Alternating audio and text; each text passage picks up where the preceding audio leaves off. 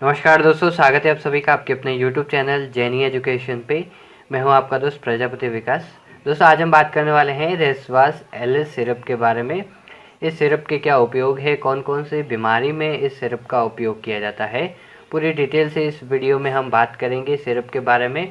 उससे पहले दोस्तों, अगर आप चैनल पर नए हो तो चैनल को सब्सक्राइब करके रखिएगा, ताकि ऐसे ही जो भी नई वीडियो आएगी उसका नोटिफिकेशन आपको मिल जाएगा।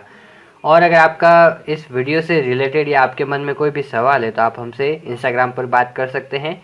लिंक आपको डिस्क्रिप्शन में मिल जाएगा, या फिर इंस्टाग्राम पर जेनी एजुकेशन के नाम से आपको अकाउंट मिल जाएगा। चलिए बात करते हैं इस सिरप के बारे में। दोस्तों, ये जो रेसवास एलएस सिरप है, ये इसका ब्रांड नेम है, और इसके अंदर जो एक्टिव इंग्रेडिएंट है वो है लीवोसल्बुटामॉल, एम्ब्रोक्सिल हाइड्रोक्लोराइड और गुआइफेनेसिन। इसके अंदर एक्टिव इंग्रेडिएंट है। तो इसका जो उपयोग है वो खांसी, और अगर खांसी के साथ साथ अगर बलगम आ रहा है तो उसके उपचार में इसका उपयोग किया जाता है। अब खांसी भी दो तरह की होती है दोस्तों, एक सूखी खांसी होती है और एक गीली खांसी होती है। सूखी खांसी में जो है कि आपको तकलीफ़ होती है, कफ जल्दी ही बाहर नहीं आता है। जो बलगम होता है, म्यूकोस होता है, वो जल्दी ही बाहर नहीं आता है बॉडी से, और आपको खांसने में दिक्कत आती है। और गीली खांसी में क्या होता है कि कफ जो है जल्दी ही बाहर आ जाता है, आपको खांसने में इतनी दिक्कत नहीं आती है। तो ये जो रेसवास एलएस सिरप है, इसका उपयोग सूखी खांसी के उपचार में होता है ज़्यादातर। सूखी खांसी में क्या होता है कि जो बलगम होता है वो जल्दी बाहर नहीं आता है, अंदर ही चिपक जाता है, और उसके अंदर जो म्यूकस होता है उसमें वाटर का जो कंटेंट होता है वो बहुत कम होता है, इसलिए खांसते टाइम आपको दिक्कत भी आती है, पेन भी होने लगता है।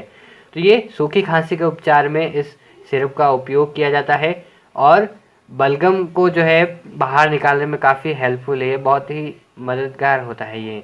तो इसके अंदर जो लीवोसल्बुटामॉल है, ये हमारे फेफड़ों में बहुत ही जो है लाभदायक है। जैसे कि आप देख सकते हैं, लीवोसल्बुटामॉल जो कि ब्रोंकोडाइलेटर है, ब्रोंकियल मसल्स को ये डायलेट करता है।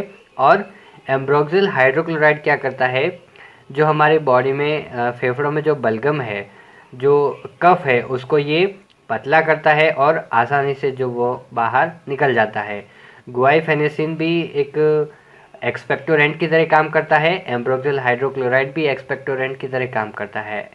यानी ये बलगम को पतला करेगा, म्यूकस को पतला करेगा और उसको बाहर निकालेगा, बाहर निकालने में ये मदद करेगा।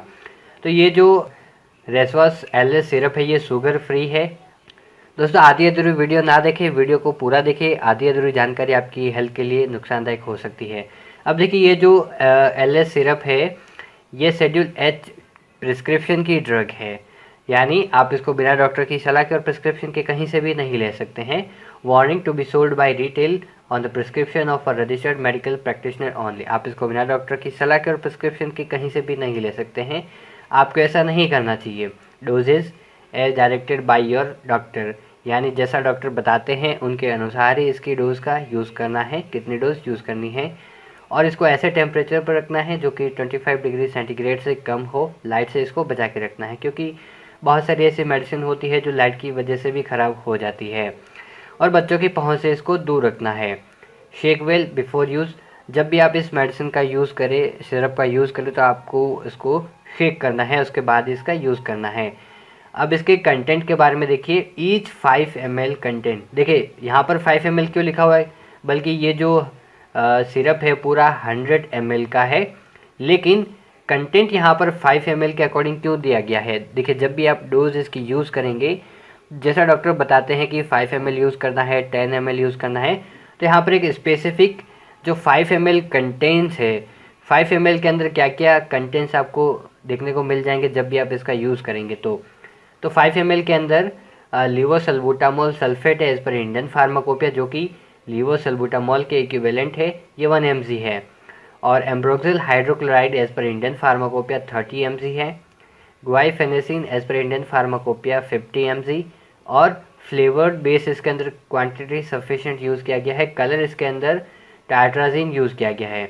अब इसके मैन्युफैक्चरिंग के बारे में देखिए, तिरुपति मेडिसिन एलटीडी इसको मैन्युफैक्चर करती है, और यहाँ पर मार्केटिंग जो है इसको डॉक्टर लेबोरेटरीज इसको मार्केट करती है। ठीक है, तो ये है इसके बारे में लीवोसल्बुटामॉल, एम्ब्रोक्सिल हाइड्रोक्लोराइड और गुआइफेनेसिन सिरप।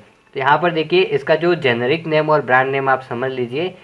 जो ब्रांड नेम होता है वो बोल्ड वर्ड में होता है और हाईलाइट होता है, जैसे यहाँ पर देखिए रेसवास एलएस यहाँ पर बोल्ड वर्ड में है और ये इसका ब्रांड नेम है। और जो जेनरिक नेम होता है वो ये है इसका लीवोसल्बुटामॉल एम्ब्रोक्सिल हाइड्रोक्लोराइड एंड गुआइफेनेसिन सिरप, ये इसका जेनरिक नेम है। और यहाँ पर देखिए इस सिरप का यूज़ किन लोगों को नहीं करना है, तो उन पेशेंट को इसका यूज़ नहीं करना है जिनको इसके किसी भी इंग्रेडिएंट से एलर्जी, जैसे कि लीवोसल्बुटामॉल से हो सकती है, एम्ब्रोक्सिल हाइड्रोक्लोराइड से हो सकती है या गुआइफेनेसिन से भी हो सकती है। तो जिनको किसी भी इंग्रेडिएंट से अगर एलर्जी है इसमें जो प्रेजेंट है, तो उनको इसका उपयोग नहीं करना है, उनसे एक बार डॉक्टर से सलाह लेनी है, उनसे कंसल्ट करना है। और कोई भी मेडिसिन दोस्तों आप बिना डॉक्टर की सलाह के यूज़ ना करें, अगर आप ऐसा करेंगे तो आपकी हेल्थ के लिए डेंजर हो सकता है। तो आपको कोई भी मेडिसिन यूज़ करने से पहले एक बार डॉक्टर से सलाह लेनी है या आप फार्मासिस्ट से भी कंसल्ट कर सकते हैं। उम्मीद करता हूँ दोस्तों वीडियो आपके लिए हेल्पफुल होगा। और आपका कोई भी सवाल है, डाउट है, तो आप हमें इंस्टाग्राम पर फॉलो करके मैसेज कर सकते हैं। जेनी एजुकेशन के नाम से अकाउंट मिल जाएगा। Thank you very much for watching this video.